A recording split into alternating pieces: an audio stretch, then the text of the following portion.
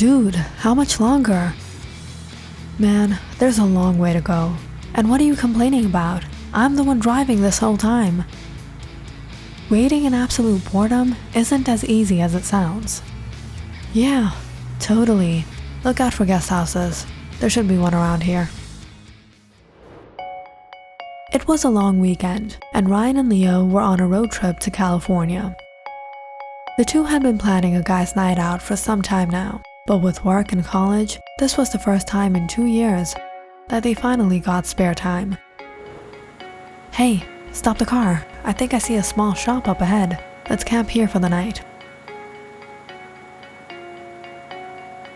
Leo stopped the car.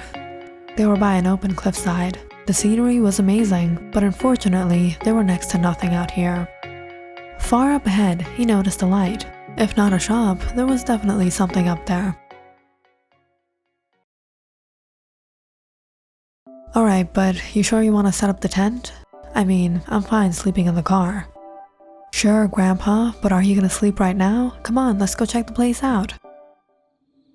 The friends were practically in the middle of nowhere, but they didn't have much choice. It would be hours before they could reach their hotel.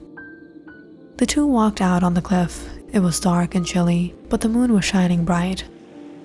The friends looked out across a huge lake below. This is awesome. I'm gonna sleep out here under the stars. Doesn't this place seem familiar? I feel like I've been here before. Yeah, I've been to the middle of nowhere a bunch of times. Now come on, let's go see if we can get something to eat at that shop. Let me go grab my hoodie and lock up. It's pretty cold. As Ryan walked off, Leo headed back to the car. Where did I leave it? Scrambling through his back seat, Leo suddenly heard footsteps outside. You came back? But there was no reply. He raised his head out of the car to see Ryan was far up ahead, waving his hands back and forth, calling him. I thought I heard him here. Shaking it off, Leo hurried to find his hoodie, when he noticed someone by the edge of the cliff. Where did she come from? A young woman wearing a sundress was pacing back and forth along the edge. Leo scanned the road for any other car, but there wasn't any around here. Was she here all along, or had she walked here? At this hour? And from where? As Leo tried to get a look at her face, the girl suddenly noticed them too and smiled. She then hurried over his way. What are you doing here? She said as if she knew him. Excuse me? All of a sudden, the girl became nervous and started pacing back. Leo felt a little uneasy. He didn't know what to say and just watched her run off to the cliffside again. What was that about? Who are you talking to? Leo turned to see Ryan behind him. I walked all the way there and I walked all the way back. It's a bar, and you're still standing here. There was a girl here. Leo turned back to point, but the cliffside was empty. What girl? I don't know where she went. She was right here. Never mind, let's go.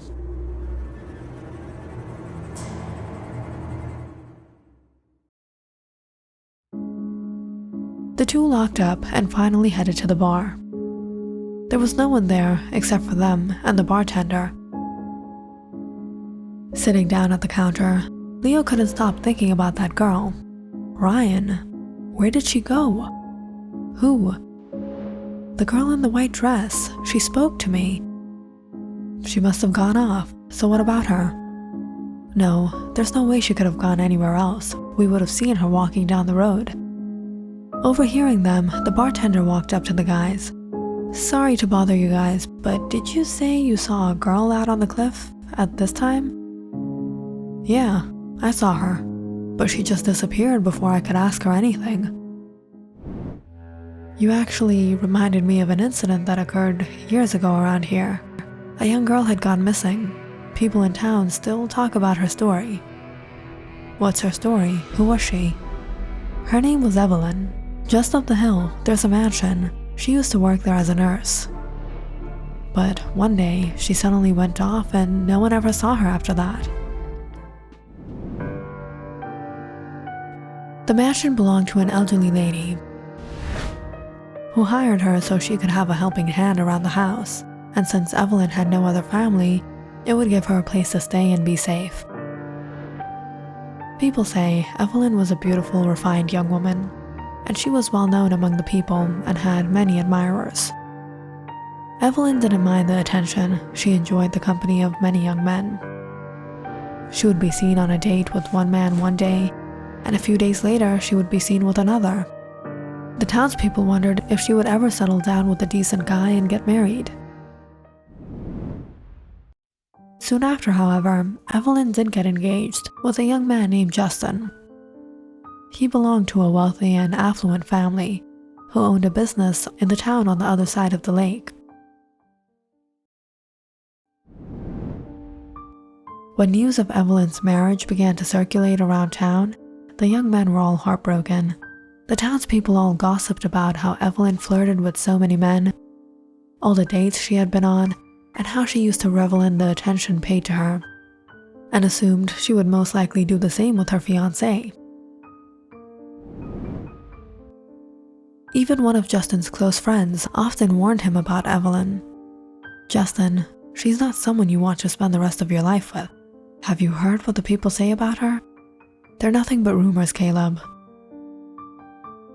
Justin was happy with Evelyn, and he was determined to marry her. He spent his days taking Evelyn out to eat, taking her to special destinations, and buying her the most expensive gifts. "Justin, you're making a mistake.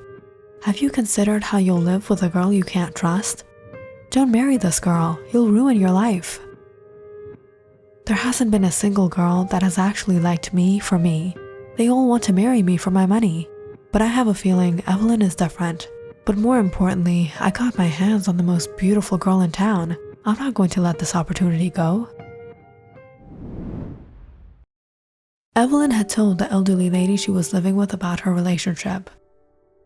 In all these days the elderly woman had taken her responsibility and cared for her. She had built quite the attachment to her, and was quite upset that Evelyn would soon leave her, but she agreed for Evelyn's happiness. "You'll have to stay at the mansion as my nurse until your wedding." "All right, Mrs. Clemens, as you wish. And I will arrange the wedding reception at the mansion myself. It's my gift to you." "Thank you so much, Mrs. It was 2 nights before the wedding.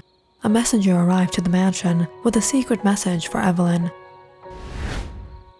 "Meet me at the cliffside, Justin."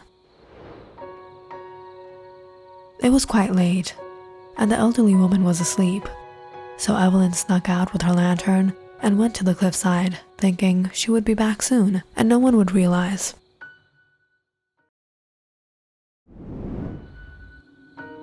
It was a foggy day, and with much difficulty, she made her way down to the cliff. But there, she was surprised to find it wasn't Justin, but Caleb, his friend. With a rose in his hand, he walked up to her. "What are you doing here? I thought Justin sent for me. Where is he?" "No, it wasn't him. It was me.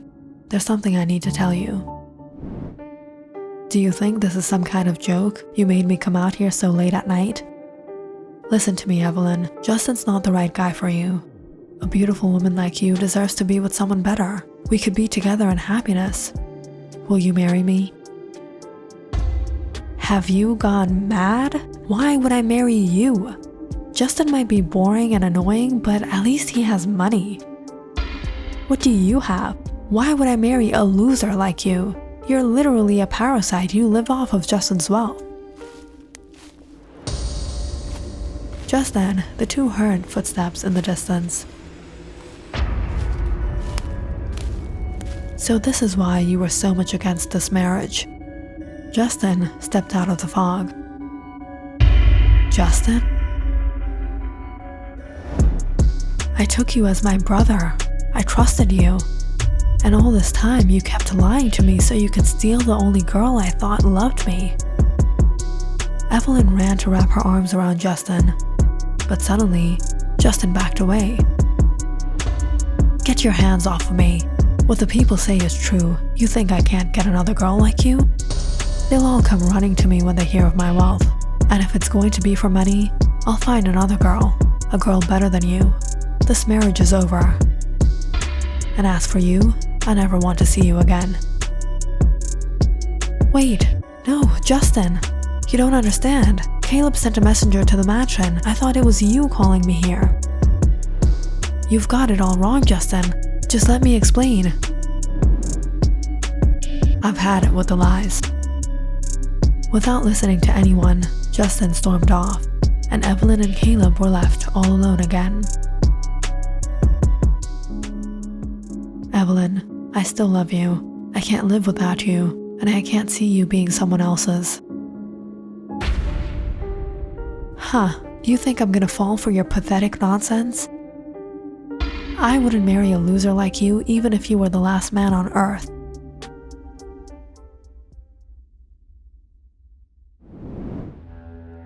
The next morning, the elderly woman couldn't find Evelyn in her room, but she noticed the bed hadn't been slept in and all her clothes were still in the wardrobe. Evelyn hadn't taken anything. Stressed, the elderly woman immediately called the sheriff. After exhaustive inquiries and continuous searches, Evelyn's body was found in the lake under the cliff. Finishing her story, the bartender looked at Leo and Ryan. "Do you think it was Caleb who took her life that night?" "Well, that's what's being rumored around. But Caleb suddenly went missing. No one in town ever saw him again. But to this day, they say Evelyn's soul still roams by the cliffside. She waits for Caleb and Justin to return so she can take her vengeance."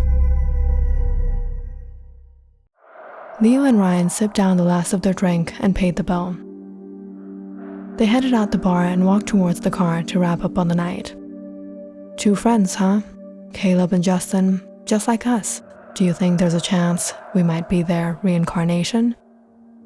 "Reincarnation? What nonsense. But if we were, you would be Caleb, because you totally live off of my debit card." "Yeah, right. Maybe I live on your debit card because in the last life you lived on mine." The two joked around as they unlocked the car and got in. "You want to get back on the road again?" "Yeah, I'll drive this time." As they drove past the bar on their way to the hotel,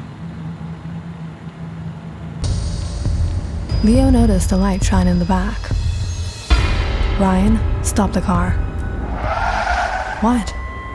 The friend slowly turned to look behind them. In the back seat, there she sat. "Caleb, Justin, you came back?"